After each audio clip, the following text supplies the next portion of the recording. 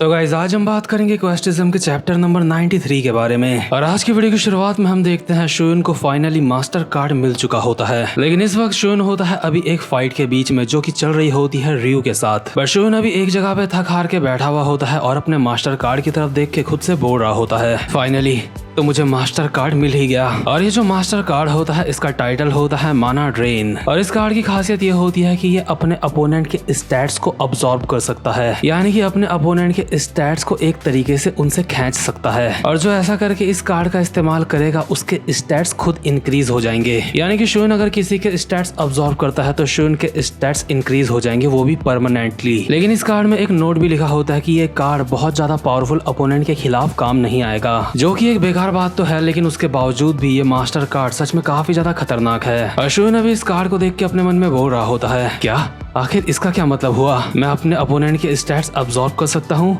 आखिर ये क्या है। लेकिन यार क्योंकि अभी ये लोग एक फाइटिंग के बीच में होते हैं इसलिए हान ज़ेहा शुन को चिल्ला के बोल रहा होता है शुन किम गधे कहीं के, आखिर तू वहाँ पे बैठ के क्या कर रहा है, ये फाइट अब तक खत्म नहीं हुई है, तू ऐसे रिलैक्स क्यों हो गया है गधे। और अभी हम देखते हैं शिग्योंग रियो को जिनके साथ इनकी फाइट चल रही होती है। और शिग्योंग रियो अभी अपनी जगह पे वापस से उड़ गया होता है और शुन को बोल रहा होता है मेरे ऊपर तुमने लकड़ी की तलवार से काफी ज्यादा अच्छा हमला करा, पहले तुम तीनों ने मुझे पकड़ लिया ताकि मुझसे बच न पाऊं, मानना पड़ेगा तुम्हारा प्लान इतना ज्यादा बेकार नहीं था। और शुन शिग्योंग रियो को देख के अपने में बोल रहा होता है क्या आखिर ये उठ कैसे गया, इसके तो एक क्लीन हिट पड़ा था, इतना खतरनाक अटैक पड़ने के बावजूद भी ये बिल्कुल ठीक लग रहा है। लेकिन इतने में ही शिग्योंग रियो शुन का गला पकड़ के उसको जमीन में चिपका देता है। और क्योंकि रियो काफी ज्यादा ताकतवर होता है इसलिए शुन अपने मन में बोल रहा होता है ये बहुत ज्यादा ताकतवर है, इससे पहले कि ये मुझे जान से मार दे मुझे अपने कार्ड का इस्तेमाल करना होगा। और इसी के साथ शुन एक्टिवेट कर देता है अपने मास्टर कार्ड को। और जैसे ही शुन अपने हाथ से रियो के हाथ को पकड़ता है तो माना ड्रेन कार्ड अपना काम करना शुरू कर देता है। और शुन को नोटिफिकेशन आ रहा होता है कि रियो के स्टैट्स अब्सॉर्ब होना शुरू हो चुके हैं, जिस वजह से रियो को भी काफी ज्यादा अजीब लग रहा होता है और वो अपने मन में बोल रहा होता है आखिर ये क्या है, मुझे कमजोरी क्यों महसूस हो रही है। और क्योंकि रियो को कुछ ठीक नहीं लग रहा होता है इसलिए वो शुन के एक लात मार के उसको दूर फेंक देता है, जिस वजह से माना ड्रेन कैंसिल हो चुका होता है। और रियो अभी अपने हाथ की तरफ देख के सोच रहा होता है कि आखिर ये क्या था। इसी के साथ रियो शुन की तरफ देख के कहता है ओए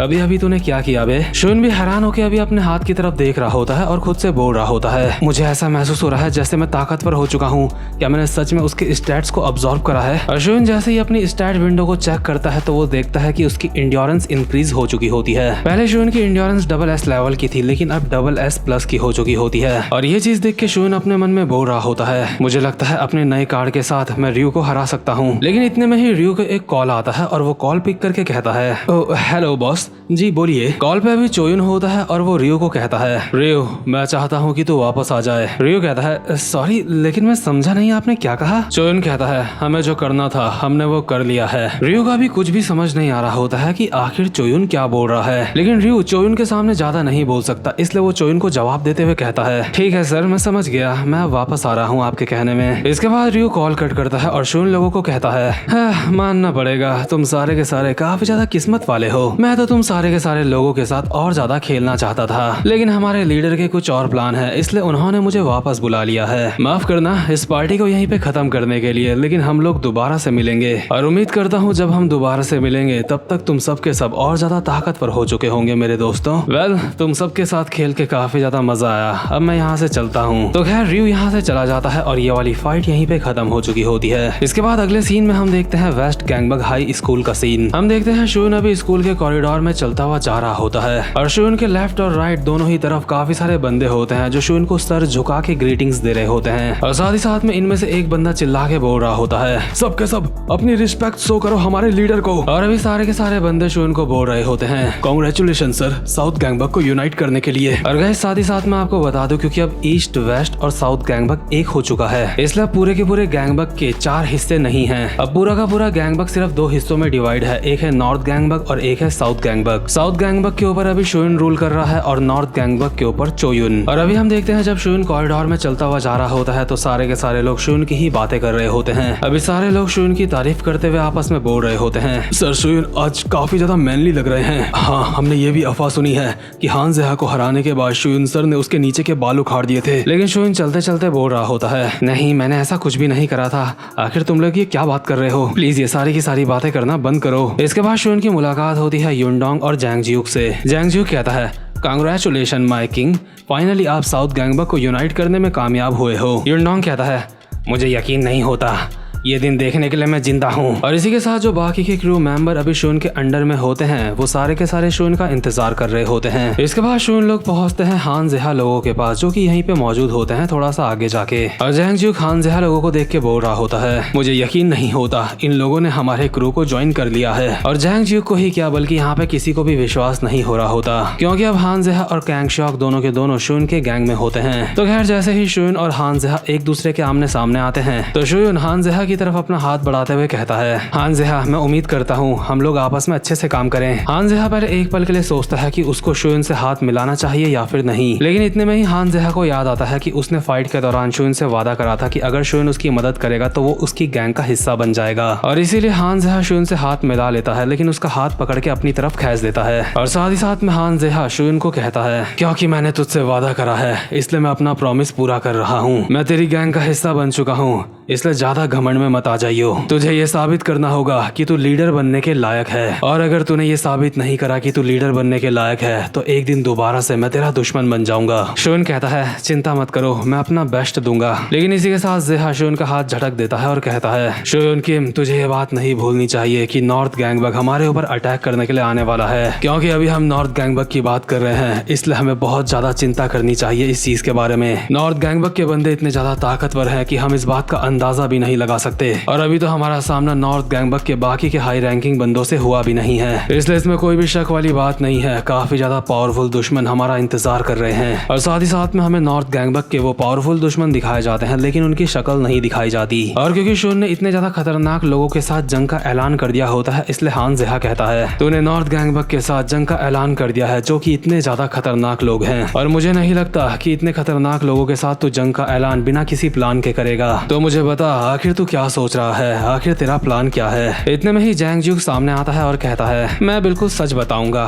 हमारा अभी कोई भी प्लान नहीं है। जेहा कहता है, क्या क्या कहा तूने? जैंग ज्यूक कहता है, जैसा कि तुमने अभी अभी सुना, इस वक्त हमारे पास कोई भी प्लान नहीं है। नॉर्थ गैंगबक का शिग्योंग रयू अकेला ही इतना ज्यादा ताकतवर है कि वो अकेला ही हम सबकी वाट लगा सकता था। मुझे नहीं पता कि चोयुन ने शिग्योंग रयू को वापस क्यों बुलाया है, लेकिन अगर नॉर्थ गैंगबक ने दोबारा से हमारे ऊपर अटैक करा तो हमारी वाट लगना तय है। जेहा कहता है, तू एक एडवाइजर है, आखिर तू कैसी बात कर रहा है, कुछ सॉल्यूशन बता। जैंग ज्यूक कहता है, हाँ एक सॉल्यूशन तो है, हमारे पास एक रास्ता है जिससे हम नॉर्थ गैंगबक को खुद के ऊपर अटैक करने से रोक सकते हैं। मुझे पूरा यकीन है तुम सबको गैंगबक की हिस्ट्री के बारे में जरूर पता होगा। कैंग शॉक इस बात का जवाब देते हुए कहता है, क्या हिस्ट्री ऑफ गैंगबक? क्या तेरा मतलब गैंगबक की उस कहानी से है जिस वक्त पूरा का पूरा गैंगबक एक हुआ करता था और उसके बाद ही पूरा का पूरा गैंगबक 4 हिस्सों में डिवाइड हुआ था, जो कि इस समय हुआ भी है। जैंग ज्यूक कहता है, हाँ तुमने बिल्कुल सही कहा, पहले पूरा का पूरा गैंगबक बस एक ही हुआ करता था, और उस वक्त एक ऐसा बंदा था जिसने पूरे के पूरे गैंगबक को अकेले ही यूनाइट करा था, उसका नाम था जोहान शियोंग। दूसरे शब्दों में हम कह सकते हैं कि पूरे के पूरे गैंगबक के ऊपर गॉड डॉग का राज हुआ करता था। और गाइस मैं आपको बताना चाहता हूँ कि कुछ लोग कमेंट में बोलते हैं कि हम जोहान को योहान बोलते हैं इंग्लिश में, लेकिन मैं उनको बताना चाहता हूँ कि मैं इंग्लिश में नहीं बोल रहा हूँ, मैं जोहान हिंदी में बोल रहा हूँ, और हिंदी में जोहान को जोहान ही बोलेंगे ना कि योहान। तो खैर भाई लोग, अभी प्रॉपर तरीके से जोहान का नाम आ चुका है क्वेस्टिज्म में, और कैंग शॉक अभी जोहान के बारे में और ज्यादा बताते हुए बोल रहा होता है, जिस जोहान शियोंग ने पूरे के पूरे गैंगबक को यूनाइट करा था, बाद में उसके साथियों ने उसको धोखा दे दिया था, जिस वजह से पूरी की पूरी गॉड डॉग गैंग बिखरना शुरू हो गई थी। जोहान गॉड डॉग को छोड़ के चला गया था, और उसके बाद उन लोगों के बीच में जंग छिड़ गई जो गैंगबक पे अपना राज चाहते थे, और जब वो वॉर खत्म हुई तो ईस्ट, वेस्ट, नॉर्थ और साउथ गैंगबक ही बचे रहे। ये थी गैंगबक की पूरी कहानी। लेकिन इस सारी बातों से तेरा क्या मतलब है? आखिर तू नॉर्थ गैंगबक को कैसे रोकेगा?